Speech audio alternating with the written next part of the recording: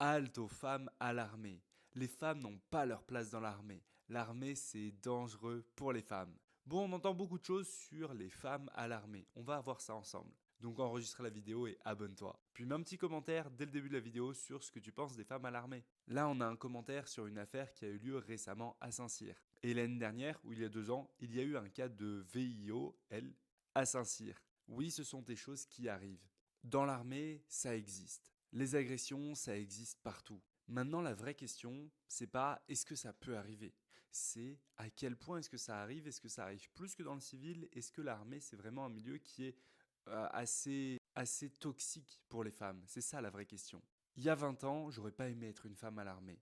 Et la vérité, c'est je pense qu'aujourd'hui, être une femme à l'armée, ça peut être plus cool qu'être un homme à l'armée. Bien évidemment, ça dépend de l'unité. Mais ce que j'ai vu personnellement à Saint-Cyr, c'est que les femmes étaient mieux traitées par les cadres, mieux traitées par la hiérarchie, et qu'elles étaient même avantagées sur le classement. Alors là, on va me tomber dessus pour avoir dit ça, mais c'est ce que j'ai observé. Ça, c'était le cas pour ma promo. Et là, ce qui s'est passé plus récemment à Saint-Cyr, donc l'école des officiers, c'est qu'il y a des élèves qui ont fait de la merde et des cadres qui les ont couverts. Des cadres qui n'ont pas fait leurs devoirs et qui ont été virés dès que ça s'est su. C'est une histoire malheureuse qui s'est produite et qui n'a pas lieu de se produire dans l'armée. L'armée met beaucoup de choses en place pour éviter ce genre d'affaires.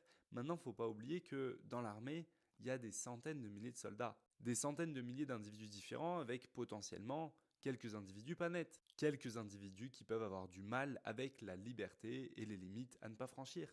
Ce que je veux dire par là, c'est que dans l'armée, le harcèlement et ce genre d'affaires, c'est pas du tout systématique. En tout cas, plus du tout aujourd'hui. Et aujourd'hui, si une femme dans l'armée vit ce genre de choses, elle est censée pouvoir trouver du soutien facilement. Maintenant, il arrive encore des fois où c'est pas le cas et où ça peut vraiment déraper.